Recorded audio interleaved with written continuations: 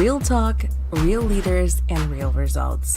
We're cutting through the noise to show how credibility, connection, and consistency builds brands that endure. So whether you're an overwhelmed digital marketer, a business owner trying to stand out, or a thought leader ready to just level up, welcome to the long game. Because building something that lasts takes heart. So let's welcome your host, Jeremy Knopf and Jessica Suter. Let's go. Hey everyone, thanks for joining us. Jess made it in just in time, zipped in like SEAL Team 6.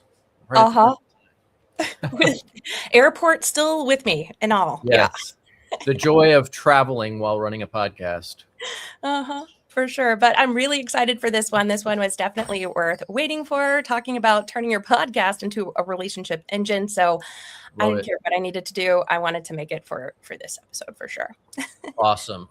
So we've got an awesome guest today, great friend of mine, someone I've known for many, many years. Jess is just meeting him today for the first time. But this guy is a genius when it comes to podcasting. And what I love about his approach is he takes a strategic approach, right? It's not just let's get the podcast up, let's get a bunch of episodes out, let's do all the technical stuff. It's starting from a position of strategy, which, Jess, I know that's something you talk about a ton. It's something that determines the direction of everything. So hugely important aspect. So that being said, let's go ahead and bring Darrin up. Yay! Welcome, Darrin. Hey guys, great to be here with you. I'm happy. I'm hanging with you. So, and Jessica, it's going to be a blast, man. Friend. Yes, indeed.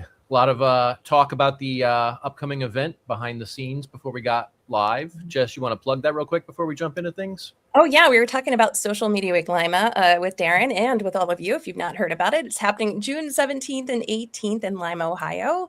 But it is a relationship first kind of mindset, even at the event. So I thought it would be perfect to talk to Darrin about, because you take that approach with what you're doing with podcast. And I love just your vibe, your energy, your backstory.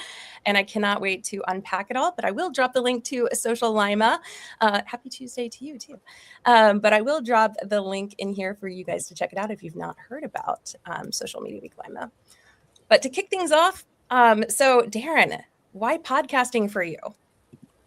Why podcasting? Well, I feel like from a marketing perspective, I don't feel like there's a better marketing channel than podcasting. I mean, YouTube is great, but it's just not as portable. Yeah, some people might listen to YouTube in their car, but I'm going with someone for a walk with their dog, or they're on, a treadmill or something like that.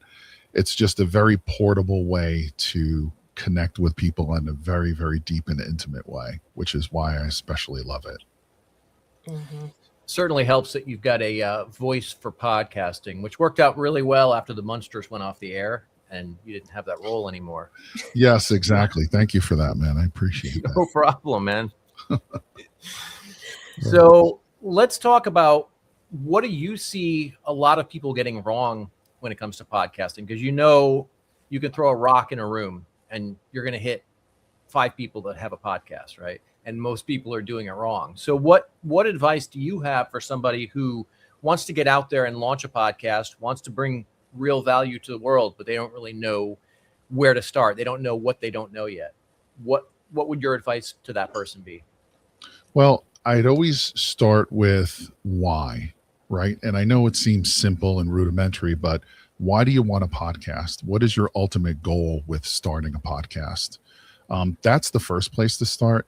I think it's important, and it sounds silly, right? You think like, oh, anybody's going to know why they want a podcast, but you'd be very surprised. And I have a lot of conversations with people who really don't know. They just think that they have to have a podcast because that's what someone told them, or they see other podcasts out there.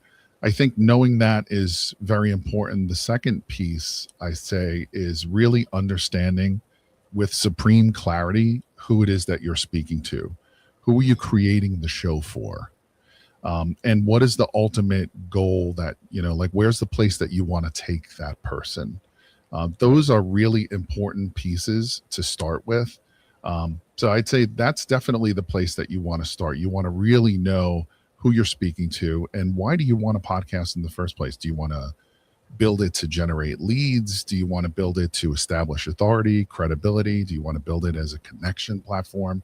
There's so many incredible benefits that come from podcasting, but you want to really know what it is that you ultimately want from a podcast, I think, before you start one. I I'd love like you that. to, let me go ahead and interrupt real quick here. Darrin, I want you to go a little bit deeper on part of it. You said, really knowing who your audience is. Because I see entrepreneurs all the time like, oh, yeah, my podcast is for entrepreneurs.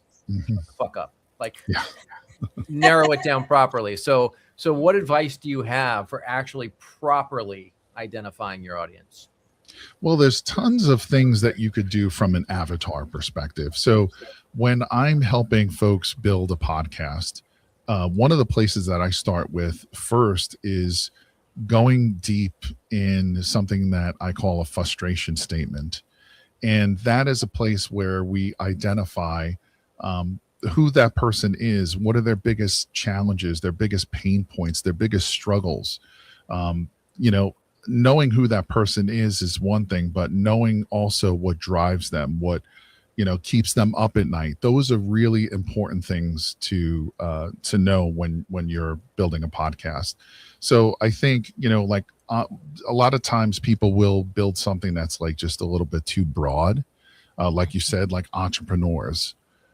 Like that's not really going to resonate with someone, because when you try to speak to everyone, you speak to no one, as they say, right? So I'd be thinking, if I was doing a real estate podcast, let's just say that I wanted the podcast to be about private money. Well, I'd be speaking to real estate investors who I know are struggling to raise private money, maybe wholesalers, maybe flippers, maybe landlords who want to build a rental portfolio, but they don't know how to raise money. So it's just really more about having like that clarity and going deep on that front end for sure. I love that, because once you know who you're talking to, like you said, and their frustrations, then you can show up not only knowing how to best serve and then help, but also to build relationships with them. I love that you said, when I was reading some of your bio and just checking you out online, that you said that podcast can become that relationship building weapon. Can you unpack what that means, maybe even a level deeper on who you're inviting in to share within your community? Sure. And that really comes down to goals, right? It really comes down to what you're trying to achieve with your podcast. But, from the relationship part, I'll give you an example. A podcast that I did many years ago at this point, it was called Big Wig Nation. And I had interviews with and conversations with like some really successful people like Gary Vaynerchuk and Robert Kiyosaki, Darren Hardy, like, some really high level, cool people. And I did that show probably 12 years ago. And I had made friends and established connections with people that I've done business with, people that I'm still friends with to this day. Even so, perfect example, mutual friend of ours, Tom Kroll. Tom is a guy that I met from my podcast. I invited him on. I thought he was a cool guy. We had an interesting conversation. We got to know each other. And, from there on, we decided to work together and, working on building several businesses. That was from a podcast. That was from those relationships. So again, to answer your question, there's a lot of different things that you could get out of it. It really comes down to kind of like, again, back to the goals part. What are you trying to achieve? Are you trying to connect with like high level influencers so you could kind of establish, maybe partnerships or reach into their audience? Because the truth of the matter is, the relationship thing is one thing, but if you're using a podcast as like, let's say, a front end lead generator, then the conversation changes. You don't necessarily need to think about some of those things, like how many downloads you get, or like, some of the things that I think a lot of people focus on, which in some cases is the wrong thing. That brings up, there's somebody in our circle. If you know who I'm talking about, don't say the name, but there's somebody in our circle who has used that exact strategy, basically using the podcast as a door opener to pitch. Try to avoid saying a lot of detail. To pitch, we'll just say to pitch what his company offers. Sure. And it's so fucking transactional. Like it's interview, and then immediately following the interview, it's a pitch that's almost as long as the interview was, right? Yeah. And predictably, he got horrible results. Versus, you hear how Jessica talks, always talking about really bringing value to the relationships, right? That's your approach. So talk a little bit about how you balance that, because you do need to use it as a prospecting tool, but also you do have to legitimately build and nurture those relationships. So how do you get the right balance there? Well, just to pull back to what you were talking about, I think that is it's just a horrible way to do business, because like what you're really doing is, number one, you're creating throwaway content, right? You're creating content that nobody is going to really get any value from, because your only purpose is one thing, and that's to sell to somebody. If they have a pulse in the credit card, you're on. So, you're also, it's kind of a bait and switch, because you're inviting someone on, letting them know that they're going to be able to share their expertise, but like you don't really care about that, and they're not going to get anything from it, because they might not even get their episodes aired. So what I do is, the way that I do it is, much, much different.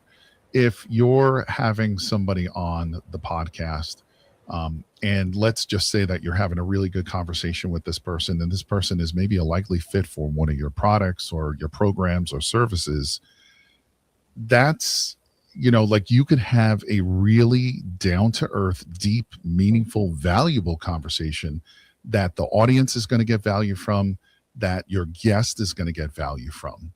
And at the end of that conversation, it's just a matter of like a very simple thing. Like, it's not about a pitch. It's like, hey, you know what? You were saying that you were struggling in this area. This is something that I know I could help you with, like you're going deep with that person in the conversation. Would you like to hop on a phone, like hop on a call maybe and discuss it? Very matter-of-factly. And, a lot of people, they're not going to be ready to buy from you at that point, but they will remember that. And at some point, maybe they will. So that's kind of the way that I approach doing this, as like kind of that front end funnel. Have deep conversations, valuable conversations for not just the guest, but for the audience. And then ultimately, if it makes sense, like, hey, I'd love to jump on a call with you, go deeper. How can I help you? What can I give you? Like when you come at it from that vantage point, it's a completely different conversation you're having. I love that. Serving overselling, it always wins. It doesn't feel icky. It feels natural, relationship driven, like you were talking about. I mean, honestly, that's how I started like Now Marketing Group. It was just free social media training sessions that I would invite people to, because then they would come, and learn. I wasn't trying to pitch them anything, but then they were like, you know what? I don't really want to do this anyway. How about you? You help me. You know what you're doing. I can trust you. We've already had some relationship building, and now we can do this virtually, right? And serve through podcast or live shows or whatever, our content that we're pushing out online to serve, and it still has the same approach. When it comes to podcasting, some people have guests on, right? And they're wanting to maybe launch a podcast, and the fear of like, how do I get my first guest lined up? Like, what did you do, or how did you get started or mentor others to do that and get their guests lined up? Hey, Darrin, before you answer that, we got to take a second to acknowledge Mark's comment, the name he came up with for the podcast that I was describing. That's good, Plugcast. That's solid, man. I like that. Great work. It's true. That's what it is. Perfect descriptor. Yeah. Amen. All right. Back to you, brother. Okay. What was the question? I blanked. No, it's for people that are, so your audience. I love that you're saying like starting from your why and understanding what your value you're going to offer. And then as you're launching that podcast, so maybe you have that all dialed in, right? But you want to have a guest on because you feel like maybe that's going to help serve the community even stronger by inviting others like we do here. Like, you're an expert in podcasting. I am not. Jeremy is. I am not. So how would you go about asking guests to be on the show, or kind of lining those guests up? Sure. So the best way to do this is you have to remember now it was much different, like when I did a podcast 10 or 11 years ago. where, like I was like, okay, I'm going to go after like these big name people, and people like, they're not going to talk to you. Like, you have like 500 downloads. um the truth is, the landscape has changed, right? We have to think that everybody who has a podcast, whether it's a podcast that gets 500,000 downloads or it gets 5 downloads, they're being pitched every single day. So the one thing you want to think about when you're inviting somebody on is, first off, how can I give that person value in some way, right?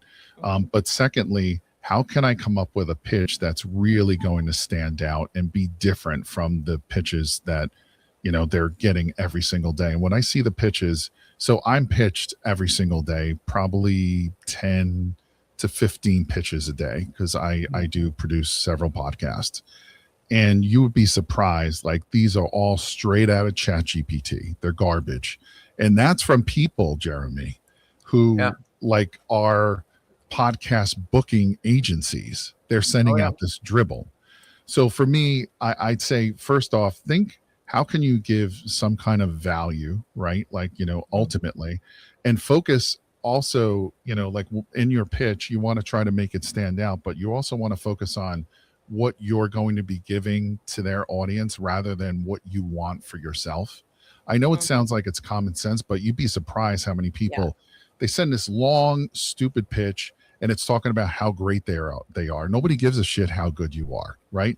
I'm thinking, if I'm going to consider you coming onto my podcast, I want to know why. Why should I have you on my podcast? What is my audience going to get from you? How are they going to benefit from the information you're going to share with me?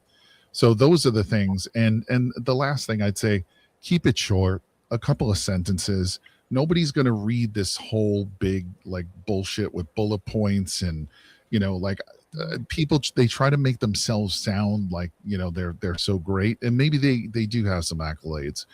But the truth is, again, keep it more focused on them and not you. You know what I mean? That's what I would say on those pitches. Yeah, I was to echo what you were saying.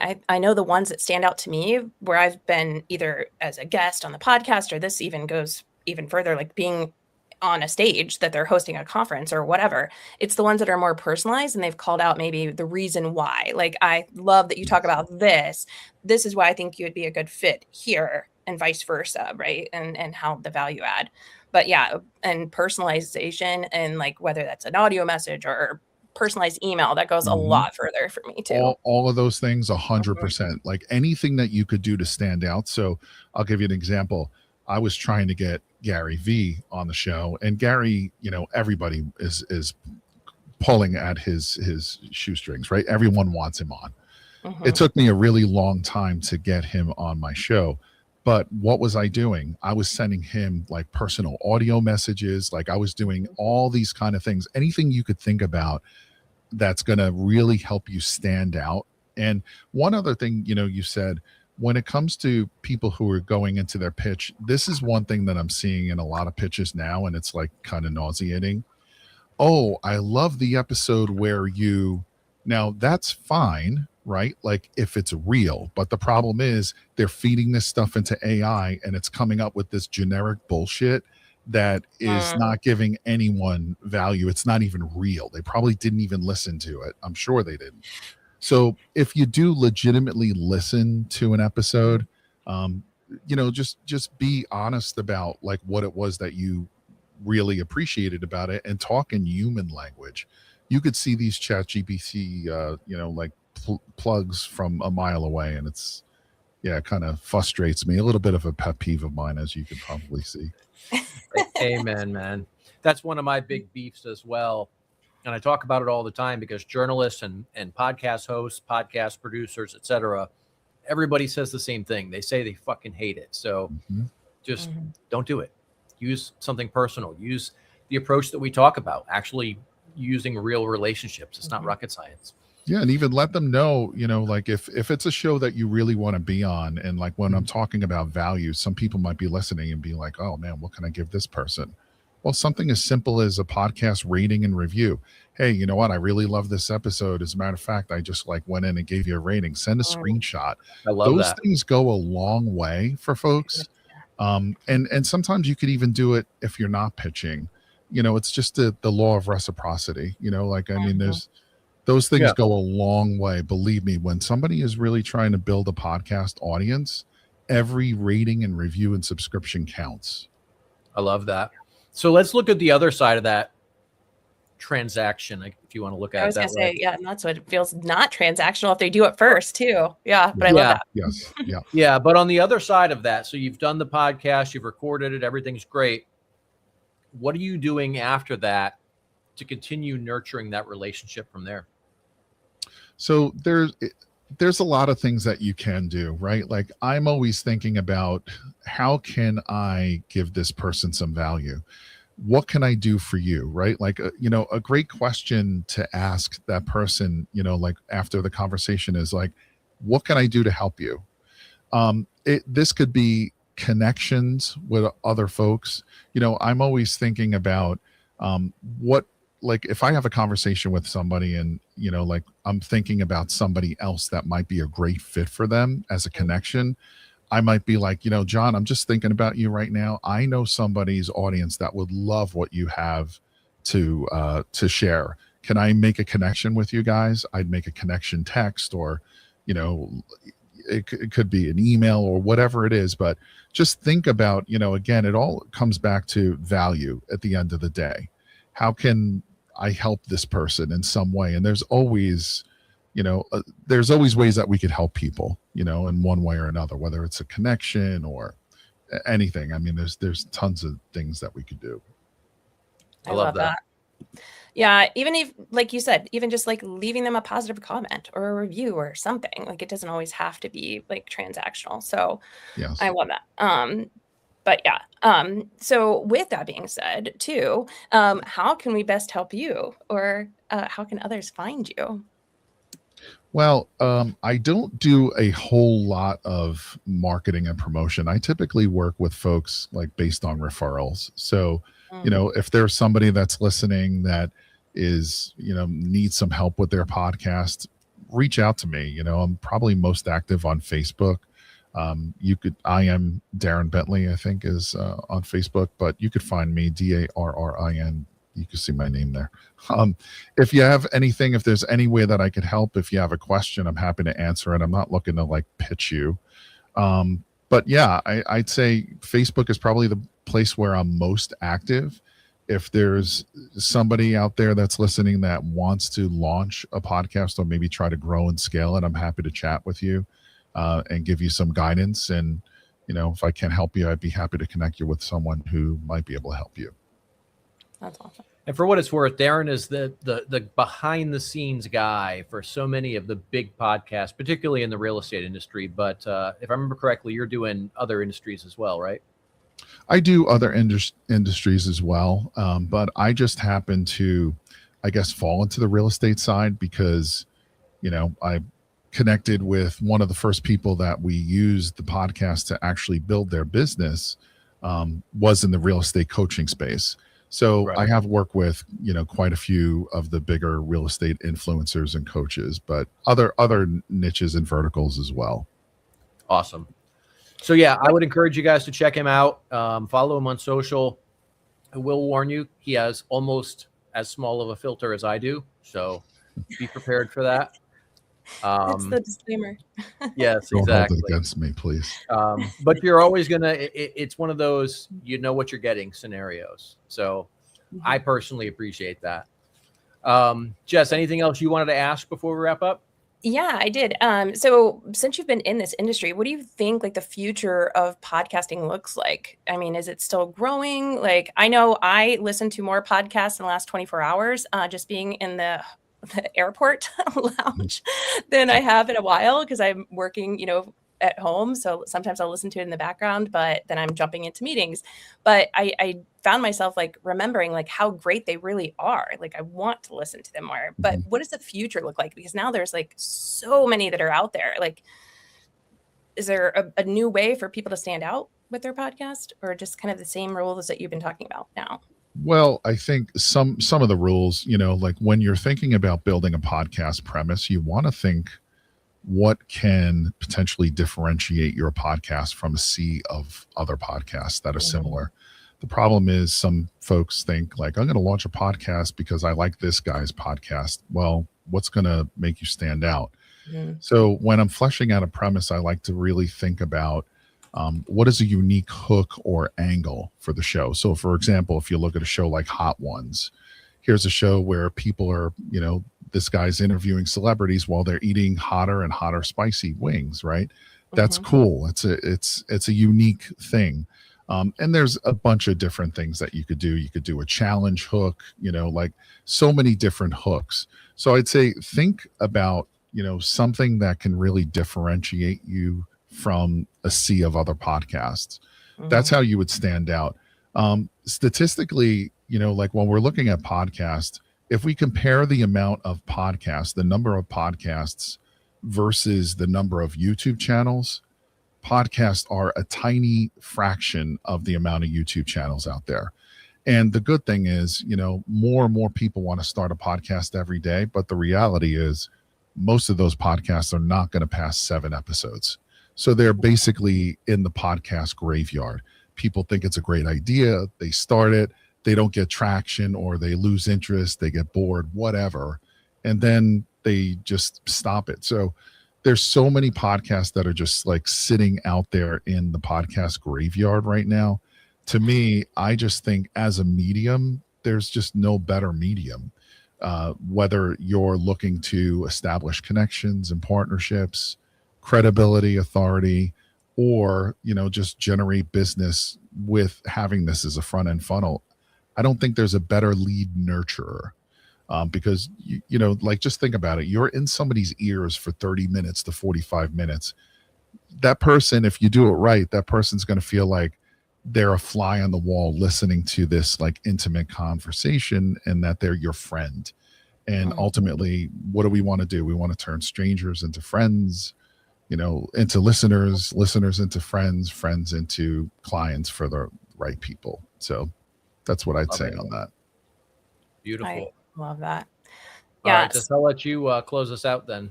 Yeah, sure. Well, speaking of which, I'm now going to dive into even more of your stuff. But also, we'll be recapping this with some takeaways and where you can find Darrin online on nowmarketinggroup.com/blog. But let us know what your biggest takeaway was from Darrin. I have a ton, and we'll be recapping it in the blog as well.